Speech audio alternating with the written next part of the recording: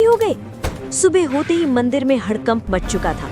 मंदिर के कैमरे तुरंत चेक किए गए, पूरी रात की रिकॉर्डिंग देखी गई, लेकिन हैरानी की बात ये थी कि किसी भी कैमरे में कोई आता हुआ या जाता हुआ नहीं दिखा। पुरी के उस पुराने मंदिर में एक बच्चा रहता था। कोई बाहर वाला देखे तो सोचे कि मंदिर में बच्चा कैसे रह सकता है, लेकिन जो लोग वहाँ रोज आते थे वो जानते थे कि ये बच्चा मंदिर का ही हिस्सा था। उसका कोई नाम कागजों में नहीं था, ना माँ थी, ना बाप, ना कोई पहचान। लोग उसे बस मुगु कहकर बुलाते थे। मुगु की उम्र कोई 8 या 9 साल रही होगी। फटे कपड़े, नंगे पैर और आंखों में एक अजीब सी शांति। वो मंदिर में ही सोता था, मंदिर में ही भूखा रहता था और मंदिर में ही हंस लेता था। जब कोई उससे पूछता कि तेरा घर कहाँ है, तो वो बिना सोचे सीधा भगवान जगन्नाथ की मूर्ति की तरफ देखता और कहता, यही जहाँ जगन्नाथ जी रहते हैं। लोग इसे बच्चों की मासूमियत समझते थे, लेकिन मुगु मजाक नहीं कर रहा होता था। मुगु भगवान जगन्नाथ को भगवान नहीं मानता था, वो उन्हें अपना सबसे अच्छा दोस्त मानता था। हर सुबह वो मूर्ति के सामने बैठकर बोलता, आज देर हो गई दोस्त, पुजारी अंकल ने झाड़ू नहीं दी। कभी शिकायत करता, कल तुमने सपना क्यों नहीं भेजा? और कभी रूठ जाता, अगर आज खिचड़ी नहीं मिली ना तो मैं बात नहीं करूंगा। अजीब बात ये थी कि मुगु की बातें कभी खाली नहीं जाती थी। एक दिन दोपहर की आरती के बाद मंदिर में एक औरत आई। उसके कपड़े फटे थे, आंखें सूजी हुई थीं और आवाज कांप रही थी। वो भगवान के सामने गिर पड़ी और रोते हुए बोली, मेरे बच्चे को बचा लो। कहाँ? वो अस्पताल में है, डॉक्टर कह रहे हैं बिना पैसों के इलाज नहीं होगा। मंदिर में लोग खड़े थे। कोई बोला, भगवान पर छोड़ दो, जो होगा अच्छा होगा। लेकिन कोई आगे नहीं बढ़ा। मुगु सब देख रहा था। वो धीरे से उस औरत के पास गया और पूछा, आंटी आपका बच्चा कितना छोटा है? औरत ने रोते हुए कहा, तेरे जितना। मुगु चुप हो गया। उस रात जब मंदिर बंद हो गया और सब लोग चले गए, मुगु अकेला भगवान के सामने बैठा रहा। बहुत देर तक वो कुछ नहीं बोला, फिर धीरे से पूछा, दोस्त, वो बच्चा मर जाएगा क्या? मूर्ति चुप थी। मुगु की आंखें भर आईं। उसने कहा, अगर उसके पास माँ है तो उसे क्यों ले जाओगे?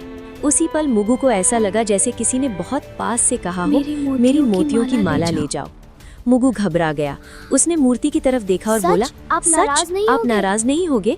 कोई जवाब नहीं आया, लेकिन मुगु की नजर माला पर टिक गई। अगली सुबह मंदिर में हड़कंप मच गया।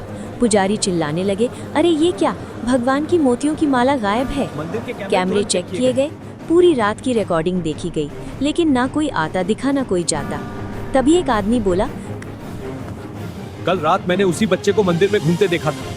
सबकी नजर एक साथ मुगु पर चली गई। मुगु कुछ नहीं बोला, उसकी मुट्ठी कांप रही थी।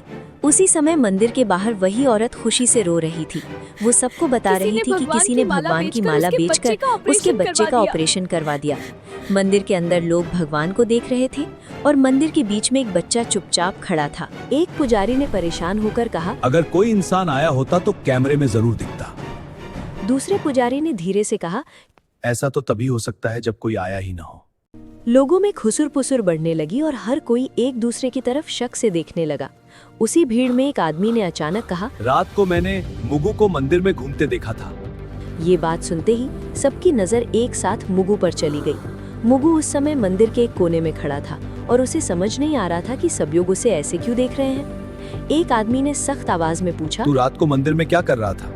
मुगु ने धीरे से कहा, रोज की तरह भगवान से बात कर रहा भीड़ था। में से किसी ने ये कहा। बच्चा हमेशा यहाँ रहता है और इसे सब कुछ पता होता है। किसी और ने कहा। अगर कैमरे में कोई नहीं दिखा तो चोरी इसी ने की होगी। मुगु की आंखें भर आई और उसने कहा मैंने कि कुछ भी चोरी नहीं किया है। मैंने जो उसने बस किया वो इतना कहा भगवान के कि कहने उसने पर जो था। किया वो भगवान के कहने पर किया था। ये सुनकर लोग हंस पड़े और किसी ने ताना मारते हुए कहा, भगवान बच्चों से चोरी नहीं करवाते। मुगु कुछ नहीं बोला और उसकी नजर जमीन पर टिक गई। उसी समय मंदिर के बाहर शोर मच गया, क्योंकि वही औरत भागती हुई आई थी जो कल रो रही थी। वो खुशी से कांपती आवाज में बता रही थी कि उसके बच्चे का ऑपरेशन हो गया है और डॉक्टरों ने जान बचा ली है। उस औरत ने रोते हुए कहा, किसी ने भगवान की मोतियों की माला बेचकर पैसे दिए हैं। ये सुनते ही मंदिर के अंदर सन्नाटा फैल गया और लोगों के चेहरे बदलने किसी ने लगे। मोतियों की माला अब बेच दी थी। सवाल ये नहीं था कि बच्चा बचा कैसे, बल्कि ये था कि माला आखिर गई कहाँ। मुगु अब भी चुपचाप खड़ा था और उसे नहीं पता था कि अगला सवाल सीधे उसी की जिंदगी बदलने वाला है। मंदिर के अंदर अब माहौल बदल चुका था और जो लोग सुबह तक चमत्कार की बात कर रहे थे वही अब सवाल पूछ रहे थे। हर नजर मुगु पर टिकी थी। और किसी को उसकी मासूमियत दिखाई नहीं दे रही थी। एक आदमी ने ऊंची आवाज में कहा कि अगर माला भगवान के कहने पर ली गई थी तो वो अभी वापस क्यों नहीं आई। मुगु ने घबराई हुई आवाज में कहा, मुझसे कहा गया था कि वो माला उस माँ को दे आओ ताकि उसका बच्चा बच सके। भीड़ में से किसी ने कटाक्ष करते हुए कहा कि अब बच्चे भगवान के नाम पर चोरी भी करने लगे हैं। दूसरे आदमी ने कहा कि ऐसे बहाने हर चोर बनाता है। मुगु ने रोते हुए कहा कि वो झूठ नहीं बोल रहा है और उसने कुछ भी अपने लिए नहीं रखा। उसने कहा कि अगर माला चाहिए तो वो भगवान से पूछ ले कि सच क्या है। ये बात सुनकर पुजारी भी असहज हो गए क्योंकि कोई भी भगवान से सवाल नहीं करना चाहता था। मुख्य पुजारी ने कड़े शब्दों में कहा कि जब तक सच्चाई सामने नहीं आती तब तक बच्चे का यहाँ रुकना ठीक नहीं होगा। तब तक बच्चे को मंदिर में नहीं रहने दिया जाएगा। मुगु को जैसे ही ये बात समझ आई, उसका चेहरा सफेद पड़ गया। उसने डरते हुए पूछा कि क्या अब वो भगवान के पास भी नहीं रह सकता। किसी ने जवाब नहीं दिया और दो आदमी आगे बढ़कर उसे मंदिर के बाहर ले गए। मुगु बार बार पीछे मुड़कर भगवान की मूर्ति की तरफ देख रहा था, जैसे किसी जवाब का इंतजार कर रहा हो। मंदिर के बाहर उसे पत्थर की सीढ़ियों पर बैठा दिया गया और कहा गया कि यहाँ से कहीं मत जाना। धूप तेज थी और मुगु को प्यास लग रही थी, लेकिन किसी ने पानी तक नहीं दिया। अंदर मंदिर में पूजा फिर से शुरू हो गई और लोग भगवान से सुख शांति की प्रार्थना करने लगे। बाहर एक बच्चा चुपचाप बैठा था, जिसे समझ नहीं आ रहा था कि उसने गलत क्या किया। मुगु ने खुद से कहा, अगर भगवान ने कहा था तो फिर सजा मुझे क्यों मिल रही है। उसकी आंखों से आंसू गिरने लगे और वो पहली बार भगवान से बिना बोले सवाल कर रहा था। उसी समय मंदिर के अंदर अचानक हवा तेज चलने लगी और दीपक की लौ हिलने लगी। कुछ लोगों ने इसे भगवान की नाराजगी कहा और कुछ ने इसे महज हवा का झोंका मान लिया। मुगु अब भी सीढ़ियों पर बैठा भगवान की तरफ देख रहा था और उसे नहीं पता था कि ये चुप्पी आने वाले तूफान की शुरुआत। शाम होते ही मंदिर के समिति की बैठक बुलाई गई क्योंकि मामला अब सिर्फ माला का नहीं रहा था। लोग बाहर खड़े थे और अंदर ये तय हो रहा था कि एक अनाथ बच्चे के साथ क्या किया जाए। एक सदस्य ने कहा कि अगर आज सख्ती नहीं दिखाई गई तो कल हर कोई भगवान के नाम पर कुछ भी उठा लेगा। दूसरे ने कहा, बच्चे को बाहर रखने से मंदिर की शांति बनी रहेगी। मुख्य पुजारी चुप बैठे थे और बार बार भगवान की मूर्ति की तरफ देख रहे थे। आखिर उन्होंने भारी आवाज में कहा कि जब तक माला वापस नहीं आती मुगु मंदिर में नहीं रहेगा। ये फैसला होते ही किसी ने बाहर आकर लोगों को बता दिया कि बच्चे को मंदिर से निकाल दिया गया है। भीड़ में कुछ लोग चुप थे और कुछ ने सिर हिलाकर सहमति जता दी। मुगु को जब ये बताया गया तो उसने बहुत धीमे से पूछा कि क्या वो रात को भी यहाँ नहीं सो सकता। कोई जवाब नहीं आया और उसे मंदिर के मुख्य दरवाजे से बाहर कर दिया गया। मुगु दरवाजे के पास कुछ देर खड़ा रहा और फिर सीढ़ियों पर बैठ गया। उसे समझ नहीं आ रहा था कि भगवान के घर में उसके लिए जगह कैसे खत्म हो गई। उसी समय मंदिर के अंदर एक पुजारी ने देखा कि भगवान की मूर्ति के पास रखा फूल मुरझा गया है। उसने इसे अशुभ संकेत बताया, लेकिन किसी ने उसकी बात पर ध्यान नहीं दिया। रात बढ़ती गई और मंदिर के कपाट बंद हो गए। मुगु बाहर ही बैठा रहा और ठंडी हवा में सिकुड़ता गया। उसने खुद से कहा कि शायद भगवान उसे आज रात जवाब देंगे, लेकिन बहुत देर तक कुछ नहीं हुआ और सिर्फ घंटियों की दूर की आवाज सुनाई देती रही। उसी रात शहर में एक अजीब सी खबर फैलने लगी कि अस्पताल में उस बच्चे की हालत अचानक बहुत सुधर गई है। डॉक्टर कह रहे थे कि इलाज उम्मीद से कहीं ज्यादा असरदार रहा। लोगों ने इसे भगवान की कृपा कहा और कुछ ने मंदिर में फिर से दान देने की बात की। किसी ने ये नहीं पूछा कि उस कृपा की कीमत किसने चुकाई। मुगु को इस खबर की कोई जानकारी नहीं थी और वो बाहर बैठे बैठे सो गया। उसके चेहरे पर डर नहीं था बल्कि थकान थी, जैसे उसने बहुत भारी बोझ उठा लिया हो। आधी रात के बाद मंदिर के अंदर अचानक दीपक अपने आप तेज हो गया। कुछ पुजारी घबरा गए और बोले कि भगवान कुछ कहना चाहते हैं, लेकिन बाहर मंदिर की सीढ़ियों पर एक बच्चा बेसुध पड़ा था और कोई उसे देखने नहीं आया। मुगु की सांसें हल्की थी और उसे नहीं पता था कि अगली सुबह उसके लिए सबसे कठिन होने वाली है। सुबह होते ही मंदिर के बाहर लोगों की भीड़ फिर जमा होने लगी, क्योंकि रात की घटनाओं ने सबको बेचैन कर दिया था। कुछ लोग कह रहे थे कि भगवान ने संकेत दिए हैं और कुछ लोग अब भी यही मान रहे थे कि बच्चा झूठ बोल रहा है। उसी बीच एक पुजारी ने ध्यान दिया कि भगवान की मूर्ति के पास रखी दूसरी माला की एक मोची ढीली हो गई है। उसने पास खड़े पुजारी से कहा कि अगर कोई चोर होता तो बाकी गहनों को भी हाथ लगाता। ये बात धीरे धीरे भीड़ तक पहुंची और पहली बार लोगों को लगा कि कहानी वैसी नहीं है जैसी दिखाई जा रही थी। एक आदमी ने कहा कि अगर बच्चा चोर होता तो वो मंदिर छोड़कर भाग जाता। लोगों की नजर बाहर सीढ़ियों पर पड़ी जहां मुगु बेसुध पड़ा था। उसका चेहरा पीला था और उसकी आंखें आधी खुली थीं। एक औरत ने घबराकर कहा कि बच्चे को उठाओ और पानी दो। जब उसे छुआ गया तो सब समझ गए कि मुगु को तेज बुखार है। मुगु ने बहुत धीमी आवाज में कहा कि उसने गलत कुछ नहीं किया है। उसने बस इतना कहा कि भगवान ने कहा था कि किसी की जान बचाना सबसे जरूरी है। ये सुनकर कुछ लोग चुप हो गए और कुछ की आंखें झुक गईं। मुख्य पुजारी आगे आए और पहली बार उन्होंने मुगु की बात ध्यान से सुनी। पुजारी ने उससे पूछा कि भगवान ने तुझसे और क्या कहा था।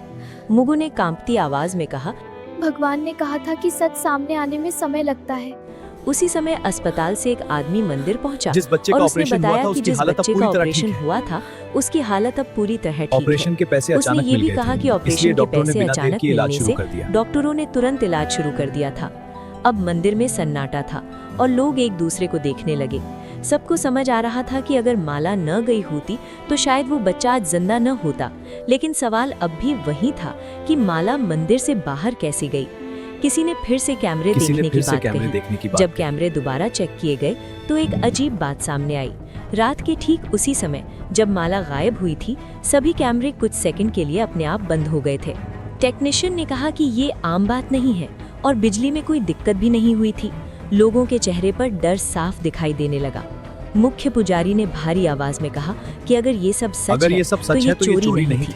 उन्होंने कहा कि ये किसी की परीक्षा हो सकती है। मुगु को उठाकर अंदर लाया गया और पहली बार उसे भगवान के सामने बैठाया गया। उसने थकी हुई आंखों से मूर्ति को देखा और बहुत धीमे से कहा कि उसने वही किया जो दोस्त ने कहा था। लोग चुप थे और किसी के पास कहने को कुछ नहीं था। सबको लग रहा था कि सच्चाई सामने आ रही है, लेकिन अभी पूरी नहीं हुई है। मंदिर के अंदर अब सन्नाटा था, लेकिन उस सन्नाटे में भी कुछ लोग सच को मानने के लिए तैयार नहीं थे। एक सदस्य ने कहा कि कैमरे बंद होना तकनीकी गड़बड़ी भी हो सकती है और इसे चमत्कार मान लेना ठीक नहीं है। दूसरे ने कहा कि अगर आज बच्चे की बात मान ली गई तो कल कोई और भी भगवान का नाम लेकर चोरी करेगा। ये बातें सुनकर कुछ लोग सहमति में सिर हिलाने लगे। मुगु को अंदर लाने के बाद उसकी हालत और बिगड़ने लगी थी। उसका शरीर तप रहा था और सांसें तेज हो गई थी। एक पुजारी ने कहा कि बच्चे को डॉक्टर के पास ले जाना चाहिए, लेकिन समिति के एक आदमी ने कहा कि पहले सच्चाई तय होनी चाहिए, इलाज बाद में भी हो सकता है। ये बात सुनकर कुछ लोग असहज हो गए, लेकिन किसी ने खुलकर विरोध नहीं किया। मुगु ने आंखें खोलकर बहुत धीमे से कहा कि उसे अब डर नहीं लग रहा है। उसने कहा कि अगर वो बाहर ही मर जाता तो भी उसने सही काम किया होता। ये सुनते ही मंदिर के अंदर खड़े कुछ लोगों की आंखें भर आईं। उसी समय एक आदमी जोर से बोला कि अगर बच्चा इतना ही सच्चा है तो भगवान उसे क्यों नहीं बचा रहे। ये सवाल ऐसा था जिसे कोई सुनना नहीं चाहता था। मुगु ने कमजोर आवाज में कहा कि भगवान हमेशा किसी को बचाने नहीं आते। उसने कहा कि कभी-कभी भगवान चाहते हैं कि इंसान सही फैसला ले। ये बात सुनते ही मंदिर में कुछ लोगों को गुस्सा आ गया। एक आदमी ने कहा कि ये बच्चा भगवान बनकर बोल रहा है। मुगु ने बहुत मुश्किल से मुस्कुराते हुए कहा कि वो भगवान नहीं है, बस दोस्त की बात बता रहा है। उसकी आंखें धीरे धीरे बंद होने लगी। उसी समय बाहर से आवाज आई कि एम्बुलेंस आ गई है। कुछ लोग राहत की सांस लेने लगे और कुछ अब भी खड़े रहे। जब मुगु को उठाकर बाहर ले जाया गया तो मंदिर के अंदर अचानक तेज हवा चली। दीपक की लौ एक पल के लिए सीधी खड़ी हो गई। कुछ पुजारी डर गए और बोले कि अब देर हो चुकी है। किसी ने पूछा कि किस बात के लिए देर हो चुकी है, लेकिन कोई जवाब नहीं आया। मुगु को एम्बुलेंस में डाल दिया गया और दरवाजा बंद हो गया। उसकी उंगलियां ढीली पड़ रही थीं और उसकी सांस बहुत हल्की हो गई थी। मंदिर के अंदर लोग अब भी बहस कर रहे थे कि सच क्या है। उसी समय एम्बुलेंस के सायरन की आवाज दूर होती चली गई। मुख्य पुजारी ने भगवान की मूर्ति की तरफ देखा और पहली बार उनकी आंखें भर आईं। उन्हें समझ आ गया था कि सही और गलत के बीच का वक्त बहुत कीमती होता है। एम्बुलेंस के जाते ही मंदिर के अंदर एक अजीब सी खामोशी फैल गई और बहस अपने आप रुक गई। लोग एक दूसरे का चेहरा देख रहे थे, जैसे सबको अचानक समझ आ गया हो कि अब शब्द बेकार हैं। कुछ देर बाद अस्पताल से फोन आया और मुख्य पुजारी ने कांपते हाथों से कॉल उठाई। डॉक्टर ने बताया कि बच्चे की हालत बहुत नाजुक है और अगला 1 घंटा बेहद अहम है। ये सुनते ही मंदिर में मौजूद कई लोगों के चेहरे पीले पड़ गए। किसी ने धीमे से कहा कि अगर हमने उसे पहले भेज दिया होता तो शायद हालात अलग होते। एक आदमी ने गुस्से में कहा कि अब पछताने से क्या फायदा, जो होना था वो हो चुका है। लेकिन उसकी आवाज में भी भरोसा नहीं था, सिर्फ डर था। हो चुका है। उसी समय वो औरत फिर मंदिर पहुंची, जिसका बच्चा अस्पताल से बचकर लौटा था। उसने मुगु के बारे में पूछा और जब उसे सच बताया गया तो वो जमीन पर बैठ गई। वो रोते हुए बोली कि अगर उसका बच्चा बचा है तो उसकी वजह वही अनाथ बच्चा है। उसने कहा कि वो माला नहीं थी, बल्कि भगवान का भरोसा था जो बिक गया था। ये सुनकर मंदिर में खड़े लोग सिर झुकाने लगे। किसी की हिम्मत नहीं थी कि उस औरत की आंखों में देख सके। उसी वक्त अस्पताल से दोबारा फोन आया और इस बार आवाज और भी गंभीर थी। डॉक्टर ने बताया कि बच्चे की सांसें बहुत धीमी हो रही हैं और शरीर जवाब दे रहा है। मुख्य पुजारी ने बिना कुछ बोले फोन रख दिया। उन्होंने पहली बार साफ शब्दों में कहा कि ये सब किसी चोरी की कहानी नहीं थी। उन्होंने कहा कि ये परीक्षा थी और हम सब उसमें फेल हो गए। उनकी आवाज में गुस्सा नहीं था, सिर्फ टूटन थी। कुछ लोग रो पड़े और कुछ बस दीवार की तरफ देखते रहे। हर किसी को लग रहा था कि अगर समय को थोड़ा पीछे किया जा सकता तो सब कुछ बदल सकता था। मंदिर के बाहर अचानक तेज हवा चली और धूल उड़ने लगी। कई लोगों ने इसे भगवान का संकेत माना, लेकिन अब किसी के पास जवाब नहीं था। अस्पताल से आखिरी बार फोन आया और इस बार लाइन के उस तरफ सिर्फ सन्नाटा था। कुछ सेकंड बाद डॉक्टर ने कहा कि उन्होंने पूरी कोशिश की, लेकिन बच्चा नहीं बच पाया। ये सुनते ही मंदिर में खड़े कई लोग जमीन पर बैठ गए। किसी ने भगवान को दोष नहीं दिया, क्योंकि अब सब समझ चुके थे कि गलती कहाँ हुई थी। मुख्य पुजारी ने भगवान की मूर्ति की तरफ देखा और बहुत धीमे से कहा कि हमने बहुत देर कर दी। उन्हें एहसास हो गया था कि इंसान जब फैसले टालता है तो उसका अंजाम हमेशा किसी और को भुगतना पड़ता है। मुगु के जाने के बाद मंदिर में पहली बार ऐसा हुआ कि भीड़ होने के बावजूद कोई शोर नहीं था। लोग दर्शन के लिए आ रहे थे, लेकिन किसी के चेहरे पर वो पुरानी श्रद्धा नहीं दिख रही थी। मुख्य पुजारी ने आदेश दिया कि उस दिन कोई उत्सव नहीं होगा और मंदिर में सादगी रखी जाएगी। कुछ लोगों ने राहत महसूस की, लेकिन कुछ को लगा कि ये सब दिखावा है। उसी दिन शाम को खबर फैली कि अस्पताल में उस बच्चे की मां अब भी बैठी रो रही है। उसने कहा कि उसका बच्चा तो बच गया, लेकिन जिस बच्चे ने उसे बचाया वो चला गया। ये बात सुनकर कई लोग पहली बार घर जाकर चुपचाप रोए। किसी ने किसी को नहीं बताया, लेकिन हर किसी के भीतर कुछ टूट चुका था। अगली सुबह मंदिर के एक कोने में सफाई करते समय एक पुजारी को फर्श पर कुछ पड़ा मिला। वो एक छोटी सी पोटली थी जिसे मुगु हमेशा अपने पास रखता था। पोटली खोली गई तो उसमें कोई पैसा नहीं था, कोई खिलौना नहीं था। उसमें बस एक पुरानी रुई की माला थी और एक कागज का टुकड़ा। कागज पर मुगु की टूटी फूटी लिखावट में लिखा था कि अगर भगवान की माला वापस आ जाए तो किसी को सजा मत देना। उसने ये भी लिखा था कि दोस्त ने कहा है कि सही काम का इनाम हमेशा जिंदा रहना नहीं होता। ये पढ़ते ही मुख्य पुजारी की आंखें भर आईं और उन्होंने कागज चुपचाप मोड़ लिया। उन्होंने किसी को वो पंक्तियां जोर से नहीं पढ़कर सुनाई। उसी समय एक और अजीब बात हुई जिसे सबने महसूस किया, लेकिन कोई बोल नहीं पाया। भगवान की मूर्ति के गले में अगली सुबह मोतियों की वही माला वापस दिखने लगी। कैमरे फिर चेक किए गए, लेकिन इस बार भी कुछ नहीं दिखा। ना कोई आता दिखा, ना कोई जाता, बस माला अपनी जगह पर थी।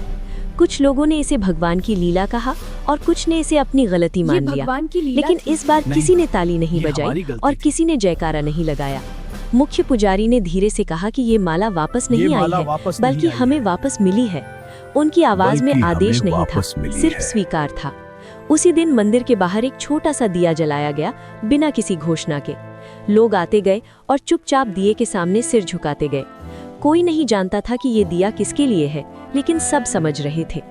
मुगु का नाम किसी ने नहीं लिया, लेकिन उसकी कमी हर किसी को महसूस हो रही थी। शाम ढलते ही मंदिर के बाहर एक बच्चा आकर सीढ़ियों पर बैठ गया। वो मुगु जैसा नहीं दिखता था, लेकिन उसकी आंखों में वही इंतजार था। एक आदमी ने उसे देखा और कुछ देर तक खड़ा रहा। उसके मन में पहली बार ये सवाल उठा कि क्या वो आगे बढ़ेगा या फिर देर कर देगा।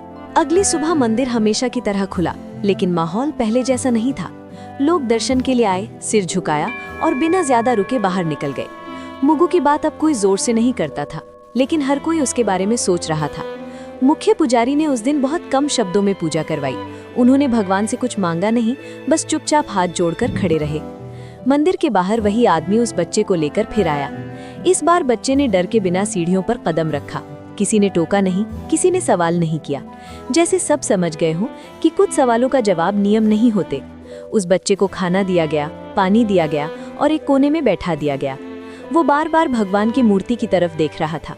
उसने आदमी से पूछा भगवान कि क्या मुझसे भगवान नाराज उससे होंगे? नाराज होंगे। आदमी ने कहा कि भगवान कभी बच्चों से नाराज नहीं भगवान होते, कभी बच्चों से इंसानों नाराज से नहीं होते हैं। इंसानों से ये होते हैं। सुनकर बच्चा हल्का सा मुस्कुराया, ठीक वैसे ही जैसे कभी मुगु मुस्कुराया करता था। शाम को मुख्य पुजारी बाहर आए और पहली बार लोगों से बोले। उन्होंने कहा कि भगवान ने किसी से माला वापस नहीं मंगवाई थी, बल्कि हमें हमारी इंसानियत याद दिलाई थी। उन्होंने कहा कि भगवान की सबसे बड़ी पूजा समय पर लिया गया सही फैसला होता है। भीड़ में खड़े कई लोगों की आंखें भर आईं।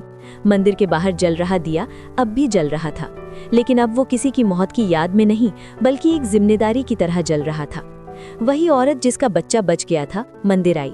उसने उस बच्चे के सिर पर हाथ रखा और कहा कि कुछ कर्ज कभी उतरते नहीं हैं। बच्चे ने उसका हाथ पकड़ लिया।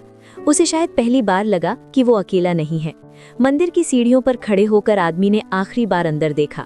उसे लगा जैसे भगवान चुप नहीं है, बस देख रहे हैं। और उस चुप्पी में एक बात साफ थी, भगवान हमेशा किसी चमत्कार से नहीं, कभी किसी इंसान के फैसले से काम करते हैं। मुगु अब वहां नहीं था, लेकिन अगर कोई आज देर नहीं करता तो यही उसकी सबसे बड़ी मौजूदगी थी। कहानी हमें ये सीख देती है कि कई बार बच्चे घर से पैसे ले लेते हैं या चुरा लेते हैं तो माँ बाप बहुत गुस्सा हो जाते हैं और जाने क्या क्या कह देते हैं। मगर हमेशा याद रखिए, हर कहानी के दो पक्ष होते हैं, चाहे